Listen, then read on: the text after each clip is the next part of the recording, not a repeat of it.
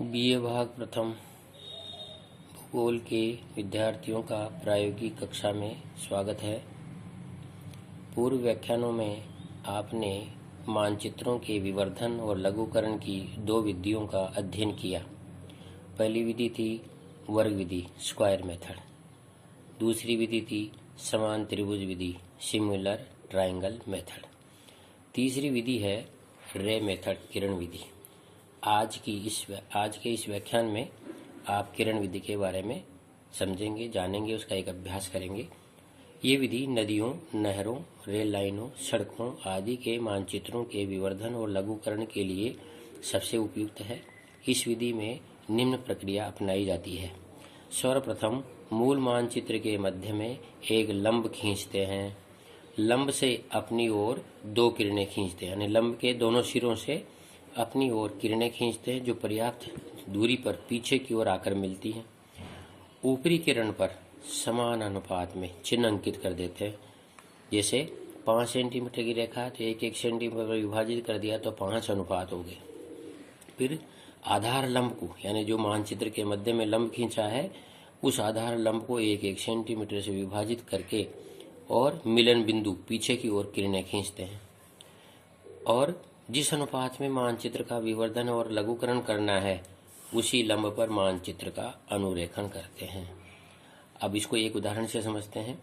RF 1:20,000 पर बने एक नदी के मानचित्र को 2/3 अनुपात में लघुकरण कीजिए तथा नए मानचित्र की आरएफ भी ज्ञात कीजिए।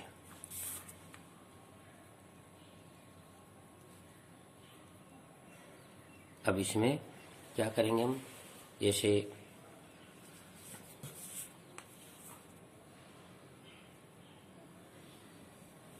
ये कोई नदी का मानचित्र है, ठीक है, एक नदी का मानचित्र है। अब इस नदी के मानचित्र पर जो क्या की आरएफ 1:20,000 पे बना हुआ है। इस नदी के मानचित्र पर क्या करेंगे, सबसे पहले हम एक लंब खींचेंगे।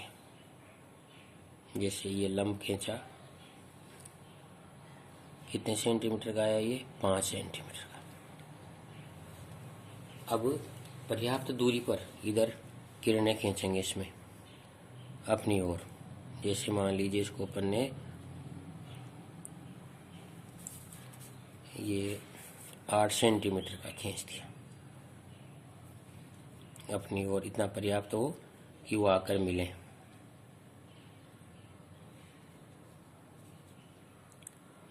नौ सेंटीमीटर का ये हमने 9 सेंटीमीटर तक नाप के किरण खींच दी। इसको आगे बढ़ा दिया, इधर भी एक किरण खींची, यहाँ से 9 सेंटीमीटर।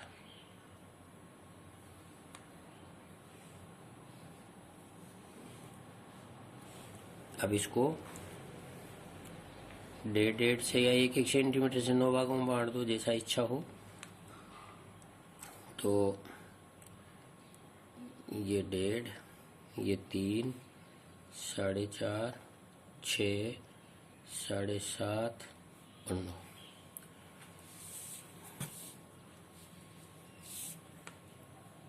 ये 0, 1, 2, 3, 4, 5 और ये 6 हो गया। अब मूल मानचित्र पर अपन ये बना दिया। इस पर 1 सेंटीमीटर से किरणें खींच दीजिए। 6 सेंटीमीटर है, 1, 2, 3, 4 और ये 5। ये भाग अपन ने खींचा 5 सेंटीमीटर, तो 1, 2, 3, 4 किरणें खींचेंगी। ये 0 मिलाकर और जो निशान लगाया उससे किरण खींचिए। 0 मिलाकर निशान लगाया, अपने ओर किरण खींचिए। यानी जो 1-1 सेंटीमीटर के निशान लगाए हैं उनसे इस जीरो से किरण खींच देते हैं।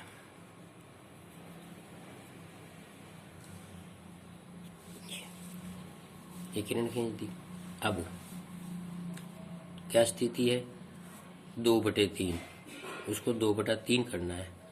यानी अगर 3 भागों में बटी हुई है तो उसका 2/3 कितना हुआ। अगर 3 भागों में होता है ये 1, 2 और ये 3, तो 2/3 कितना होता है, ये 2 और ये 3 में से। अब यहाँ 6, तो 6 का 2/3 कितना होगा, 4। तो 4 का लंब खींचेंगे। इस 4 के लंब को नीचे मिलाइए और जैसे इस पर खींचा हुआ है ऐसे कैसे ही हम मानचित्र को बनाएंगे, अनुरेखण करेंगे।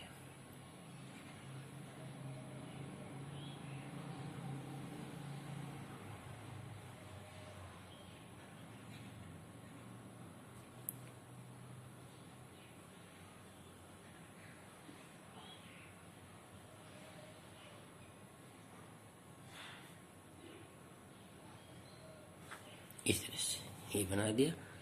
ये तो हो गया ओरिजिनल मैप। Original map. ये हो गया रिड्यूस्ड मैप, लघुकृत मानचित्र। इसको क्योंकि 2/3 लघुकरण होता है तो 2/3 इसका लघुकरण कर लिया। अब इसमें इबारत क्या दी हुई है, नए मानचित्र की RFB ज्ञात कीजिए। तो क्या करेंगे, नए मानचित्र की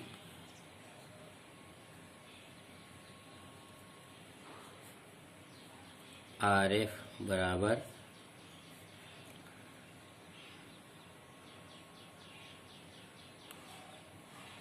मूल मापनी इंटू नए मानचित्र का अनुपात, उससे मल्टीप्लाई कर देंगे अपने अनुपात से। तो मूल मानचित्र के RF 1:20,000 इंटू नए अनुपात 2/3 है। 2/3 में अपन ने किया है। मानचित्र के RF 1/20,000 है। इसको हल किया तो 2 का एकम 2, 3 दूने 6, 20 दिया, 60,000 हो गया।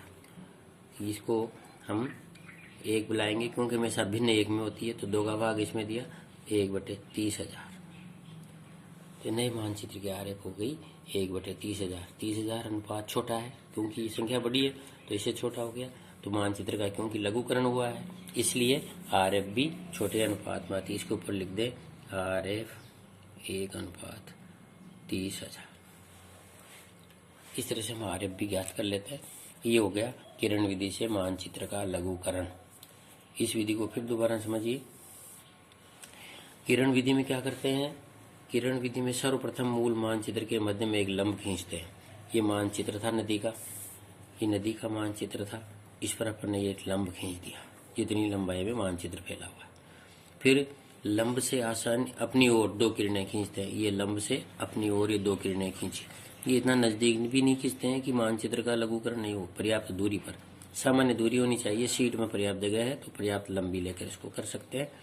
तो अपनी और 2 किरणें खींचे जो पर्याप्त दूरी पर आकर मिलती है। यहाँ आकर मिल गई 0 पर।